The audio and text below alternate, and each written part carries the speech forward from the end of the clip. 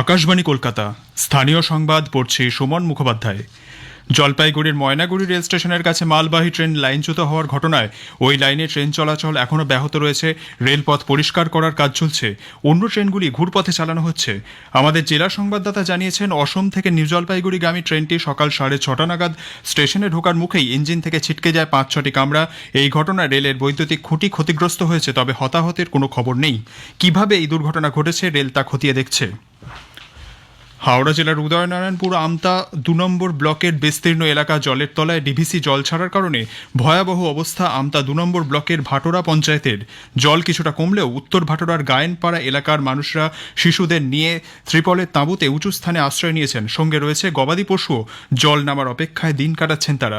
সরকারি ত্রাণ সাহায্য ঠিকমতো মিলছে না বলেও তারা অভিযোগ জানিয়েছেন। গঙ্গার পর এবার পদ্মার ভাঙন শুরু হয়েছে মুর্শিদাবাদে। নাগারে বাড়ছে নদীর জল, জারি করা হয়েছে লাল সতর্কতা। লালগোলার তারাপুর গ্রাম লাগোয়া বিস্তীর্ণ এলাকা পদ্মা গর্ভে তলিয়ে গিয়েছে। ইতিমধ্যেই আতঙ্কে দিন কাটাচ্ছেন গ্রামবাসীরা। যে কোনো সময় নদী ছাপিয়ে শুরু হতে পারে প্লাবন। ইতিমধ্যেই নদী পাড়ের বাসিন্দাদের নিরাপদ দূরত্বে সরে যাওয়ার জন্য মাইকে প্রচার শুরু করেছে প্রশাসন। উল্লেখ্য, চলতি গঙ্গা ভাঙনে শামসেরগঞ্জের লোহরপুর এলাকায় 300 জন তাদের ভিটেমাটি হারিয়েছেন। পশ্চিম মধ্য বঙ্গোপসাগর ও দক্ষিণ মায়ানমার উপকূলে সৃষ্ট দুটি ঘূর্ণাবর্তের প্রভাবে পশ্চিম মধ্য বঙ্গোপসাগর ও পার্শ্ববর্তী এলাকায় নিম্নচাপের জেরে আগামী রবিবার 29 সেপ্টেম্বর পর্যন্ত দক্ষিণবঙ্গের সব জেলাতেই বিক্ষিপ্তভাবে হালকা থেকে মাঝারি বৃষ্টির সম্ভাবনা রয়েছে। কিছু কিছু জায়গায় ভারী বৃষ্টিরও পূর্বাভাস দিয়েছে আলিপুর আবহাওয়া দফতর। উত্তরবঙ্গের জেলাগুলিতেও মাঝারি থেকে ভারী বৃষ্টির সম্ভাবনা রয়েছে। আজ 24 পরগনা, পূর্ব ও পশ্চিম মেদিনীপুর, হাওড়া, হুগলি ও ঝাড়গ্রামে বজ্রবিদ্যুৎ সহ বৃষ্টির সঙ্গে 30 থেকে 40 কিলোমিটার বেগে ঝোড়ো হাওয়া বয়ে যেতে পারে। আরজিকর মেডিকেল কলেজ ও হাসপাতালের তরুণী চিকিৎসককে ধর্ষণ ও খুনের ঘটনায় সেখানকার ফরেন্সিক বিভাগের চিকিৎসক অপূর্ব বিশ্বাসকে আজ আবার সিজিও কমপ্লেক্সে জেরা করছে সিবিআই। এই নিয়ে পরপর 4 দিন অপূর্ব বিশ্বাসকে তলব করল সিবিআই। অন্যদিকে ময়নাতদন্তকারী চিকিৎসককেও আজ জেরা করা হচ্ছে। বীরভূমে আজ প্রশাসনিক বৈঠকে যোগ দিয়েছেন মুখ্যমন্ত্রী মমতা ব্যানার্জি। জেলা প্রশাসনের আধিকারিকরা সহ জেলার মন্ত্রী ও জনপ্রতিনিধিরা বৈঠকে উপস্থিত আছেন। বৈঠকে বন্যা পরিস্থিতির পর্যালোচনা করবেন মুখ্যমন্ত্রী।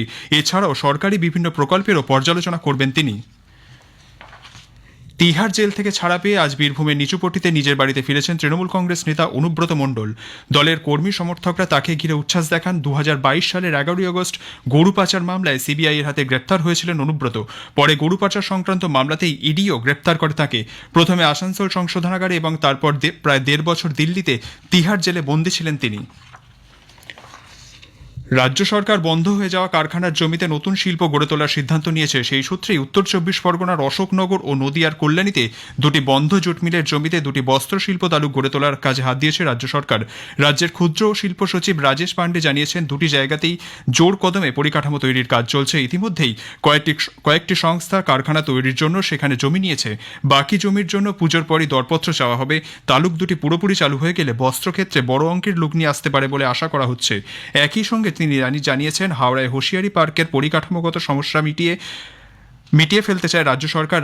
রাজ্যে বস্ত্রক্ষেত্রের সামগ্রিক উন্নয়নের লক্ষ্যে অত্যাধুনিক সব রকম সুযোগ সুবিধা তৈরির সঙ্গে কমন ট্রিটমেন্ট প্ল্যান্টও তৈরি করা হচ্ছে। হোশিয়ারি অ্যাসোসিয়েশনের সদস্যদের বস্ত্রক্ষেত্রের উৎসাহ প্রকল্পের সুবিধা নেওয়ার আবেদনও জানানো হবে। সেক্টর 5-এ সরকারি বেসরকারি যৌথ উদ্যোগে একটি আদর্শ রপ্তানি উন্নয়ন তালুক তৈরি হচ্ছে। সেখানে মূলত বস্ত্র, খেলনা, চর্মজাত পণ্য, গয়না প্রভৃতির প্রদর্শন ও রপ্তানির সুবিধা থাকবে। আলিপুর চিড়িয়াখানায় পশু পাখিদের দেখভালে নিযুক্ত থাকা কর্মীদের জন্য রাজ্য সরকার এক বিমা চালু করতে চলেছে। আলিপুর চিড়িয়াখানার সার্ধশতবর্ষ উদযাপন অনুষ্ঠানে একথা জানিয়েছেন বনমন্ত্রী বীরবাহা হাঁসদা। তিনি বলেন, আগামী মাস থেকেই এই প্রকল্প চালু করা হবে। বন্যপ্রাণীরা যাতে ভালো থাকে সেজন্য প্রশাসনের পাশাপাশি সাধারণ মানুষকেও এগিয়ে আসার আহ্বান জানান তিনি। এই অনুষ্ঠানে উপস্থিত ছিলেন পুর ও নগর উন্নয়ন মন্ত্রী ফিরহাদ হাকিম, চিড়িয়াখানার অধিকর্তা শুভঙ্কর সেনগুপ্ত, বন দপ্তরের অতিরিক্ত প্রধান সচিব মনোজ আগরওয়াল প্রমুখ। স্থানীয় সংবাদ এখানেই শেষ হলো।